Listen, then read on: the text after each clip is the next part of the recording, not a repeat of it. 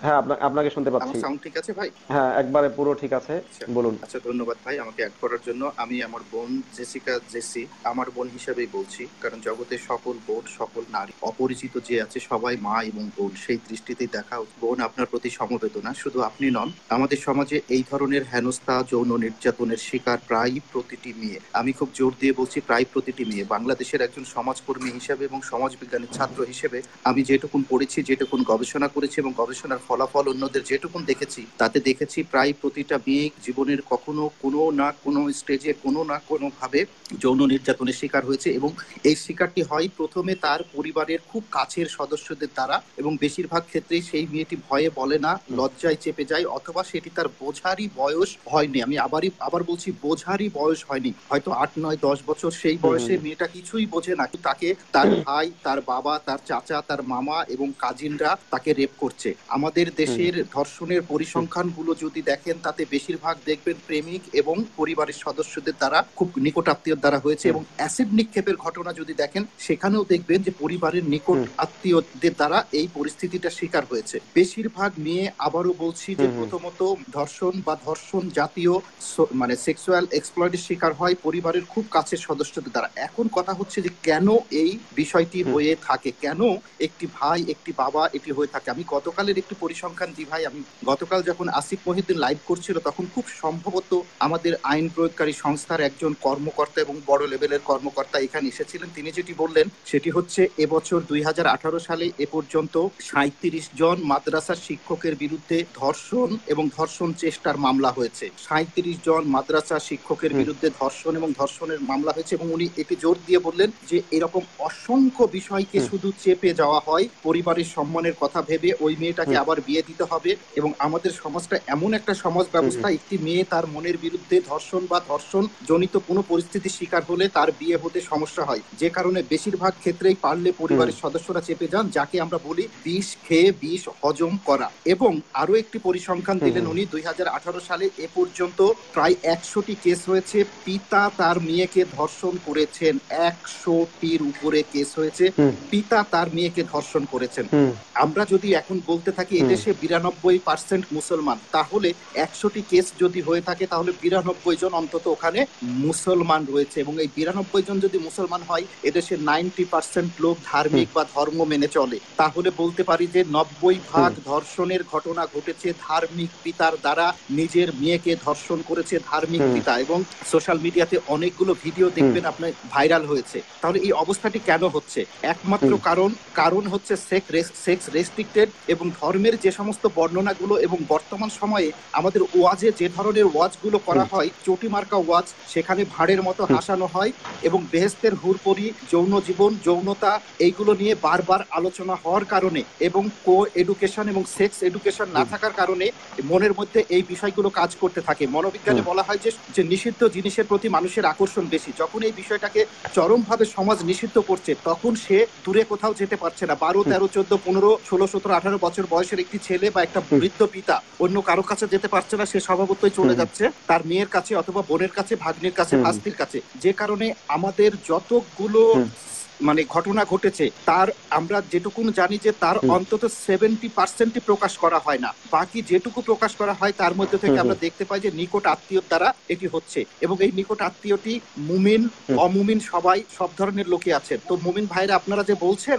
যে হুম, এই মেয়েটি বেশ্যা, এই মেয়েটি অমুক, এই মেয়েটি তমুক, ভাই বেশ্যা আপনি কাকে বলেন? একটি মেয়ে বেশ্যা হলে সে একা বেশ্যা হয়। আর আপনার মতো হাজার হাজার পুরুষ যখন একটা মেয়ের কাছে যায়, তখন সেই মেয়েটি বেশ্যা নামে উপাদিত হয়। তো আপনি একজন মেয়েকে বেশ্যা বললেন, তো তার কাছে যাওয়ার জন্য যে হাজার জন কারিগর ছিল, সেই কারিগরের নাম কেন বলছেন না? কেন? কারণ তার মধ্যে যে আপনি আছেন, তার মধ্যে ভাই আপনি আছেন। কয়েক হুম, কয়েক হাজার মানুষ একটা মেয়ের সাথে শয়নে, বিছানায় গমন করলে তবেই সে মেয়েটি বেশ্যা নামে আখ্যায়িত হয়, এবং এর সাথে কয়েক হাজার পুরুষ বেশ্যা তার কাছে যায়, তবেই মেয়েটি বেশ্যা হয়। এই কয়েক হাজারের মধ্যে আপনি আছেন। সুতরাং আপনি কোন হুম, মুখে হুম, মুখ উঁচা করে একটা মেয়েকে বেশ্যা বলছেন? একটা মেয়েকে বেশ্যা বেশ্যা বলার আগে আপনার হাজার বার চিন্তা করা উচিত। Think, rethink and rethink. একটা মানুষকে বেশ্যা বলার আগে যে আপনি ওর কাছে গিয়েছেন জন্য ও বেশ্যা। একটি মেয়ের কাছে যখন একজন পুরুষ যায় তখন সে বেশ্যা থাকে না, তখন তার নিজস্ব ওটা পার্টনার। একটা মেয়ের কাছে যখন একাধিক পুরুষ যায় তবেই সে বেশ্যা হয়। একজন মানুষের কাছে একাধিক মেয়ে আসলে একটা মেয়ে বেশ্যা হয় না। একজন মেয়ের কাছে একাধিক পুরুষ যখন যায় তখন সেই মেয়েটি বেশ্যা হয়। ভাই, সেই পুরুষ হচ্ছেন আপনি আমি। কোন লজ্জায় আপনি পুরুষ হয়ে মুখ তুলে কথা বলছেন? একটা বার কথা বলার আগে ভেবে দেখুন যে উপর দিকে থুতু ফেললে নিজের মুখে থুতু পড়ে, চোখ বুজিয়া লম্প দিলে পাও ভাঙ্গিয়া যায়। তা আপনার তো পাও ভাঙ্গার উপক্রম হয়েছে ভাই। উপর দিকে থুতু কেন ফেলছেন? থুতু মুখের কাছে ছুটে চলে আসবে। আপনি নিজের জায়গা থেকে একটা বার ভেবে দেখেন তো যে আপনার ভিতরে এই ধরনের ক্রিয়া জাগ্রত হয়েছে কিনা, আপনি গেছেন কিনা, আপনার পাশের জন গেছে কিনা। আপনি, আমি আর 10 জন যদি বেশ্যাপাড়ায় না যাই তাহলে বেশ্যাপাড়া ভেঙে দেওয়ার দরকার নাই ভাই, এমনি উঠে যাবে। একটি গল্প বলবো মাসুদ ভাই। 1992 সালে তরিকুল ইসলাম যখন মন্ত্রী হলো তখন যশোরের 7 থেকে 800 মৌলবী গেছিল তরিকুল ইসলামের কাছে যে যশোরের যে পতিতালয় আছে, আমি পতিতালয় বলছি বোঝানোর জন্য, আমি শব্দটার সাথে বিশ্বাসী নই, যশোরের যে যৌনকর্মীদের যে পাড়াটি আছে সেই পাড়াটি অর্থাৎ পতিতালয়টি তুলে দেওয়ার জন্য মন্ত্রীর কাছে আবেদন নিয়ে গেছিলেন 700-800 মৌলানা। তো তরিকুল ইসলাম সন্ধ্যার পর তার কাছে গিয়ে বললো, তোমাদের কি ভাই আপনারা কেন এসছেন? তখন বললো যে এই ব্যাপার মন্ত্রী, মাননীয় মন্ত্রী, আমরা এই কাজে এসেছি। তো বলছে খুবই ভালো উদ্যোগ। ওরা কতজন আছে পাড়ায়? বলো 300-400। আপনারা কত এসছেন? বলে আমরা এসেছি 700-800 মানুষ এসেছি। তো বলে তাহলে তো খুবই সহজ উপায়, ওদের ভেঙে উচ্ছেদ করার দরকার কি? আপনার একজনকে বিয়ে করলেও তো ভাগে পড়ে না, আপনার একটা একটা করে বিয়ে করে ঘরে নিয়ে যান, পাড়া এমনি বন্ধ হয়ে যাবে। তো আপনাকে বলছি ভাই, আপনি যদি পারেন তাহলে পাড়া থেকে একটা বিয়ে করে নিয়ে আসেন, আপনি পাড়াতে যাওয়া বন্ধ করেন, এমনি ওটি বন্ধ হয়ে যাবে। একটি সমাজের মানুষ কেমন আছে, ভালো আছে কি মন্দ আছে, খারাপ আছে, সেটি বিচারের দুটো প্রধান ইন্ডিকেটর হচ্ছে সমাজবিজ্ঞানীর দৃষ্টিতে। একটি হচ্ছে সংখ্যালঘুরা ওই সমাজে কেমন আছে, দুটি ইন্ডিকেটর, একটি সমাজ ব্যবস্থা কেমন আছে, সভ্য সমাজ ব্যবস্থা কিনা। একটি ইন্ডিকেটর হচ্ছে সংখ্যালঘুরা কেমন আছে, দ্বিতীয় ইন্ডিকেটর হচ্ছে ওই সমাজের পতিতারা কেমন আছে। অতএব আপনি যাকে পতিতা বলছেন আপনার দ্বারা সে পতিতা হয়েছে। এই বোনটিকে পতিতা বলার আগে আপনার 1000 বার ভাবার দরকার ছিল যে বোনটি সম্পর্কে যেটুকু জানলাম সেটুকুর মধ্যে তার তো কোনো দোষ খুঁজে পাইনি। হ্যাঁ, সে পরিবারের লোকজনের কথা শুনে না, আপনি আপনার দৃষ্টিতে তাকে বেয়াদব বলতে পারেন, আমরা বেয়াদবির কিছু খুঁজে পাই নাই, কারণ পরিবার যে মতটা তার উপরে চাপিয়ে দিয়েছে সে মতটাকে সে নিতে চায় নাই। এর সাজা ধর্ষণ নয় ভাই, এর সাজা পরিবার অন্যভাবে নানান ভাবে দিতে পারতো। পরিবার চেয়েছে তাকে তাদের মতো করতে, তাদের মতো হয়নি, এটার সলিউশন নানান ভাবে আছে। ভাই তাকে ধর্ষণ করবে? এ কোন জঘন্য সমাজে বাস করছেন? আর আপনি কোন মুখে একজন মানুষ হয়ে এবং মুখে দাড়ি নিয়ে মাদ্রাসার ছাত্র হয়ে বা স্কুল কলেজের ছাত্র হয়ে কোন বিবেকে এই কথাটি বললেন যে এই মেয়েটি নিজের দ্বারা নিজের গল্প বানানো এবং মোল্লা মাসুদ তার সাথে অমুক করেছে? মোল্লা মাসুদ কোথায়, আপনি কোথায়? মোল্লা মাসুদকে চেহারায় দেখেছেন কোথায় আছে, কি অবস্থায়? মোল্লা মাসুদকে কেন এটি করতে হবে ভাই? মোল্লা মাসুদের যথেষ্ট বয়স হয়ে গেছে, এই স্টেজটা সে পার করে ফেলেছে। এই স্টেজটা পার করার পরে মানুষের এই গুণগুলো আসে না। আরো একটি কথা পরিসংখ্যান একটি গল্পের উল্লেখ করে আমি বলি, একটি নাটক আছে বাংলা একটু ইন্টারাপ্ট করি না মালিক মাওলা ভাই, একটু ইন্টারাপ্ট করি আমি। জি ভাই। সেটা হচ্ছে বয়স কিন্তু মানুষকে মানে চারিত্রিক ভাবে ভালো করে না, বরং যারা ধর্ষণের মাইন্ডের যারা, আমি দেখেছি যে তারা যে ধর্ষক সে যেরকম মানে 15 বছর বয়সেও ধর্ষণ করার চেষ্টা করে, সে কিন্তু 75 বছর বয়সেও ধর্ষণের চেষ্টা করে। এই তো সুতরাং বয়স দিয়ে কেউ কিন্তু ওই স্টেজ আমার মনে হয় না পার হয়। যেমন এই যে জেসিকা জেসি আপু যিনি আমার সাথে কথা বলছিলেন, উনি আমাকে এর আগে বলেছিলেন যে ওনার মাদ্রাসার যে প্রিন্সিপাল আপনার কোন এক সময় তাকে টেবিল মোছার নাম করে তাকে গিয়ে বুকে চাপ দিয়ে ধরেছে এবং তাকে ধর্ষণ করার চেষ্টা করেছে। সেই মাদ্রাসার শিক্ষক ছিল বিবাহিত এবং তখন তার বয়স ছিল প্রায় 45-এর মতো এবং দুই সন্তানের জনক বিবাহিত এবং 45 বছরের মতো বয়সের একজন মানুষ। সে কিন্তু তার ছাত্রী, বোরকাওয়ালি ছাত্রী জেসিকা জেসিকে ধর্ষণ করার চেষ্টা করেছে। হ্যাঁ বলুন এবার। হ্যাঁ মাসুদ ভাই, আমি বলতে চাচ্ছি যে একটা মানুষ যখন পরিপূর্ণ বুদ্ধির স্টেজটাই চলে আসে, সেই স্টেজটা এরপরে ও যেটা করেছে পরিকল্পিতভাবে পরিমিত বুদ্ধি নিয়ে সে করেছে। সে কিন্তু হুট করে একটা পরিস্থিতি শিকার পা পিছলে গিয়ে মেয়েটার উপরে কিন্তু পড়ে নাই। আমি বলছি পরিণত বয়সে, যে বয়সে মানুষ সবকিছু থেকে নিজেকে দূরে রাখতে পারে। আমি বলি 15 বছরের একটি ছেলে যদি একটা গাছ থেকে আম পাড়ে, 12 বছরের 10 বছরের, তখন আপনি বলবেন বাচ্চা ছেলে একটা কিছু করে ফেলেছে। কিন্তু আপনি যদি একটা গাছে ঢিল দিয়ে আম পাড়েন তখন কিন্তু এটার আর কিছু বলার থাকবে না। সুতরাং ওই ক্ষেত্রে আমি বলছি যে একজন পরিণত মানুষ, পরিমিতি বোধ যে মানুষের যে বয়সে জাগ্রত হয়, সে বয়স যথেষ্ট আপনার জাগ্রত হয়ে গেছে। সুতরাং এই ধরনের অপকর্ম করতে হলে আপনাকে 1000 বার পৃথিবীতে চিন্তা করতে হবে। এবং আজকে শুধু আপনি নন, মাসুদ এখন একটা পাবলিক ফিগার, সুতরাং মাসুদ কোথায় থুতু ফেললো সেটাও কিন্তু একটি রেকর্ড হতে পারে। এবং আজকে সোশ্যাল মিডিয়া এমন একটা জায়গা, আপনার লুঙ্গির 2 পাল্লা ফাঁকা হয়ে আছে, আপনার প্যান্টের চেন খোলা আছে, আপনি না জানলেও আমি জানি। কিভাবে জানি? কেউ একজন ছবি তুলে ফেসবুকে আপলোড করে দিয়েছে, আপনি বুঝতেই পারেন না যে আপনার প্যান্টের চেন খোলা। সুতরাং এই আবাল মুমিন যারা এই ধরনের কথাবার্তা বলেন, এই ধরনের কথাবার্তা যৌক্তিক কথায় আসেন, যুক্তিযুক্ত কথায় আসেন। আর বাংলা সাহিত্যের একটি বিখ্যাত নাটক আছে জজাত, এটি লেখা হচ্ছে আমি আমি নামটা হলে আমি পরে বলছি। জজাতি নাটকে ভাই বোনের যৌন সম্পর্ককে দেখানো হয় সমাজে। তখন উনি যিনি লিখেছেন নামটা ভুলে গেলাম। আচ্ছা, বাংলাদেশেও এটি মঞ্চায়ন করা হয় ভাই বোনের। তখন তাকে বলা হয়েছে যে এটা কি, এই সমাজের তুমি এত কলঙ্কিত দিক তুলে ধরলে কেন? তখন বলছে যে হ্যাঁ, এই যে ধর্ম দ্বারা নিয়ন্ত্রিত একটি সমাজ এইরকমই কলঙ্কিত হয়, কারণ প্রতি পদে পদে পদে পদে তাকে যৌনতার কথা বলা হয় এবং তাকে নিষেধ করা হয়, যৌনতার কথা বলা হয় এবং তাকে নিষেধ করা হয়। এবং যে সমাজে সেক্স এত রেস্ট্রিক্টেড, সেই সমাজেই খুব কাছের দুজন মানুষের এরকম হতে পারে এবং ভায়োলেন্ট ভাই বোনের প্রতি হয়ে উঠতে পারে।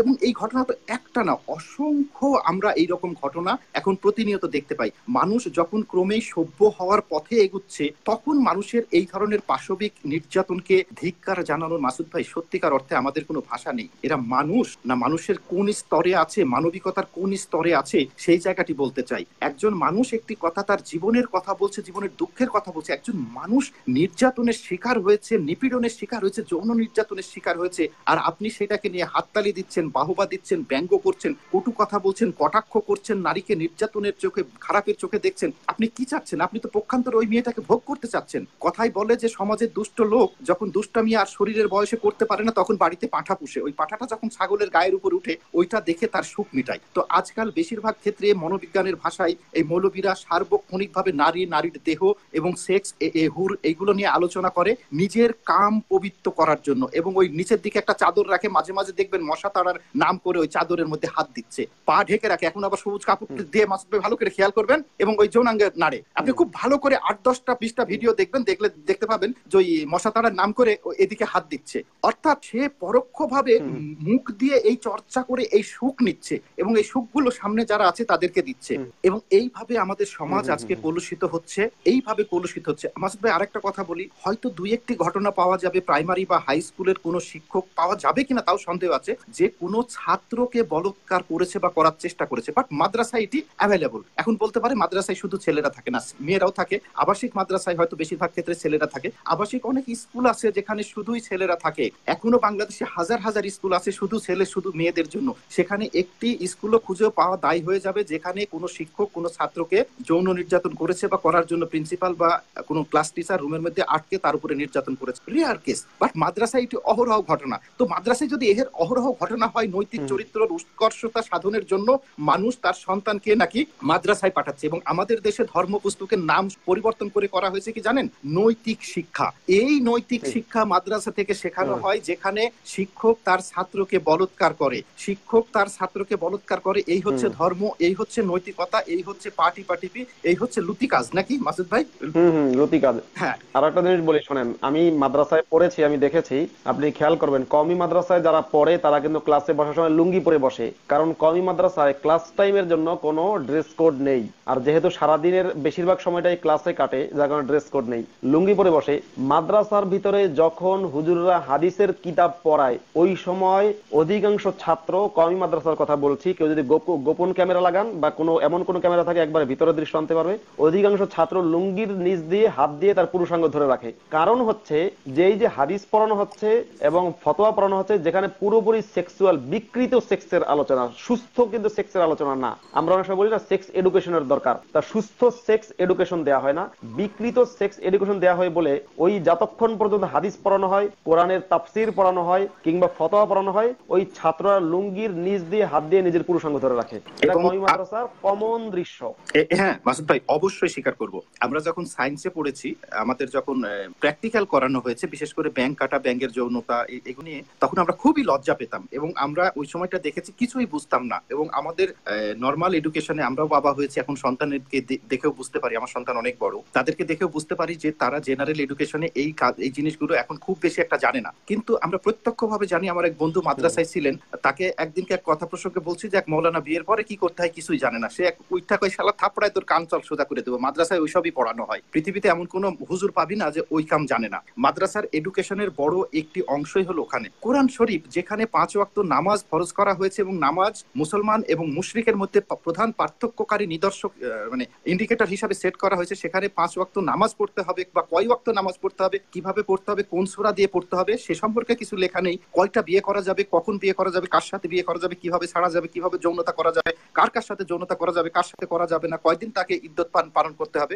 এইগুলো বিস্তারিত লিখেছে। সুতরাং এগুলো দ্বারা কি প্রমাণ হয় না যে নামাজ, রোজা, হজ, জাকাত, কলেমা এইগুলো অপেক্ষা যৌনতা এদের কাছে অধিক মূল্যবান? এবং পরকালে বলা হয়েছে যে আর নামাজ লাগবে না, রোজা লাগবে না, পেশাব লাগবে না, পায়খানা লাগবে না, হাত ধোয়া লাগবে না, ওযু লাগবে না, শুধু মদ খাবা এবং ওখানে একটি পাড়া থাকবে, পাড়ার থেকেও নিবা, তোমার কাছে হুর থাকবে, সেখান থেকেও নিবা। এ কেমন একটা বর্বর জিনিস! এবং এই বর্বরতা প্রত্যক্ষ এবং পরোক্ষভাবে আমাদের এই শ্রেণীর মানুষগুলোকে নষ্ট করছে। এই মানুষগুলো যারা মানুষ হওয়ার জন্য যাদের অভিভাবকরা মাদ্রাসায় দিয়েছে, অভিভাবকরা ভাই কিন্তু এত জেনে মাদ্রাসায় দেয় না, দেয় বিভিন্ন কারণ। তার মধ্যে একটি কারণ হচ্ছে আমার সন্তান সুসন্তান হয়ে বড় উঠুক, বেড়ে উঠুক ধর্মীয় প্রতিষ্ঠান থেকে, এই জায়গা থেকে তাকে দিচ্ছে এবং এই সন্তানটি এইভাবে বেরিয়ে আসছে। আপনি মানে পাঠাচ্ছেন একটি ভালো জিনিস বের হয়ে আসছে পচে গোবর। এই জায়গাটা রোধ করা দরকার। আর যারা মাদ্রাসার ছাত্র যারা আসছেন তারা ভাই আমাদের চেয়ে ভালো জানেন যে ওই জায়গাটায় কি হয়। আপনি মুখ খুলে ওই কথা বলে আবার কেন নিজেই নিজের কাছে লজ্জিত হচ্ছেন? হওয়ার তো দরকার নাই ভাই। আমরা যারা জানি,